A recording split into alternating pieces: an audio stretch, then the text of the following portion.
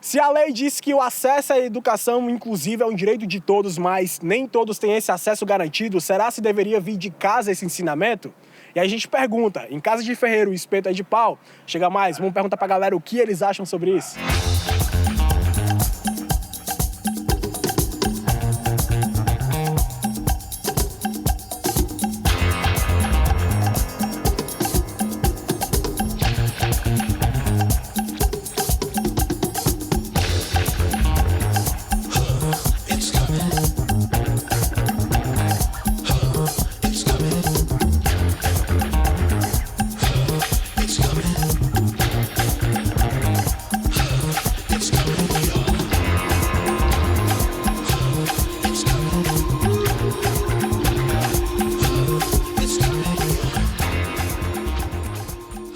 A gente está falando hoje sobre a questão daquele velho ditado, não sei se a senhora conhece, que é em casa de ferreiro, o espeto é de pau. A senhora concorda com esse ditado? Sim. Você acha que é assim mesmo? Às vezes o cara é um ferreiro, mas dentro de casa não tem nada de ferro. Tem nada de ferro, de jeito nenhum, concordo. Esse ditado ele fala muito nessa questão, que às vezes o cara trabalha com vidro em casa, que nem meu pai, né? E na casa dele não tem vidro de nada, não tem nada. Tu concorda com isso? Às vezes isso acontece? Acontece. Conhece? Eu nunca ouvi falar, não. Nunca ouvi falar. Esse ditado ele fala muito naquela questão de que, assim, às vezes o cara é pedreiro, constrói várias casas bonitas, mas a casa dele é mó paia. Sim. Né? Às vezes acontece muito isso. Tu concorda com isso? Às vezes tu acha que é decorrente isso? Acontece muito? Acontece. Tu concorda com isso? Como é que fica a tua opinião? Eu acho que é relativo, né? Às vezes acontece realmente, né, de contribuir, mas às vezes também não. É o que a gente vê, né? A gente vê muito a casa de ferreiro, espeto de pau, mas não é pra ser, né? Não é pra ser assim.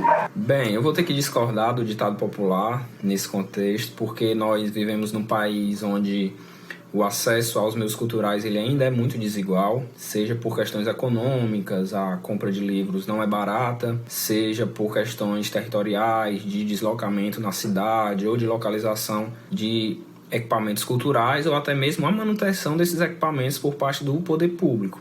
Para ilustrar isso, dados do governo do estado do Ceará de 2018 trazem que no ensino médio 25% dos alunos não tinham nenhum livro em casa e quase metade tinham entre 1 e 10 livros, o que sinaliza muito essa desigualdade no acesso. Daí que se a gente for compreender o que o ODS 4 fala de educação inclusiva, no sentido de superação das barreiras, então em casa de ferreiro, ou seja, aquelas casas onde o acesso ao livro seja mais facilitado, o espeto provavelmente vai ser de ferro.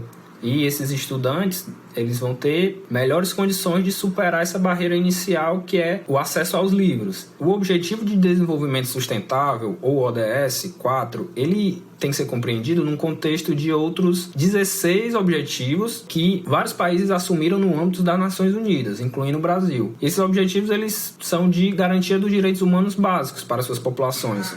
E aí, o ODS 4 ele traz especificamente a questão do acesso à educação equitativa, inclusiva e de qualidade. Isso significa que todos têm que ser incluídos, considerando-se os seus contextos e que esses processos educativos têm que ter qualidade. E aí, o ODS traz questões como acesso à creche, melhoria na infraestrutura das escolas, alfabetização ampla, acesso amplo à universidade, dentre outras coisas. E no âmbito do Brasil, é importante mencionar também a existência do Plano Nacional de Educação, que é uma lei que também traz diversas metas e dialoga diretamente com o ODS 4. Então, toda vida que falta vaga numa creche, não é disponibilizado berçário, ou então ocorrem violências baseadas de gênero no ambiente escolar, esses compromissos assumidos pelo Brasil, previstos na legislação, eles são descumpridos, certo? Há um desrespeito direto dos direitos dessas famílias e dessas crianças e adolescentes. E aí a compreensão do conteúdo do ODS 4 e do Plano Nacional de Educação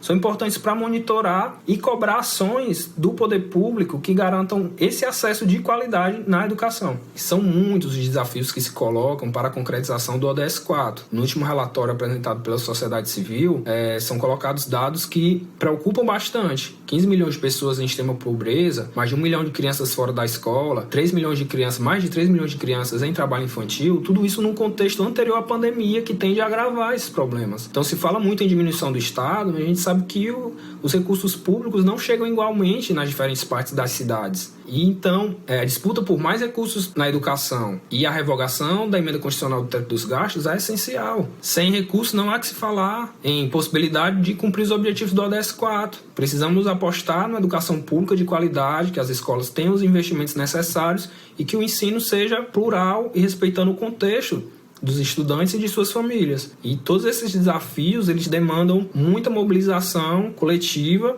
e atenção a esses processos que estão em curso, para que o contexto não piore ainda mais.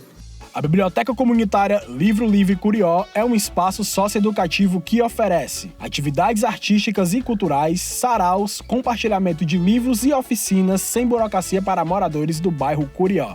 Acesse facebook.com/Livro Livre Curió.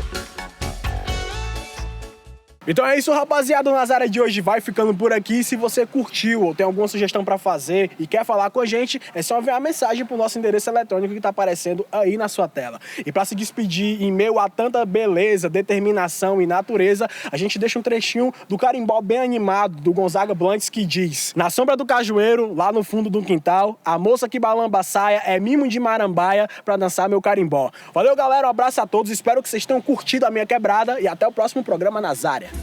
Na sombra do cajueiro, lá no fundo do quintal.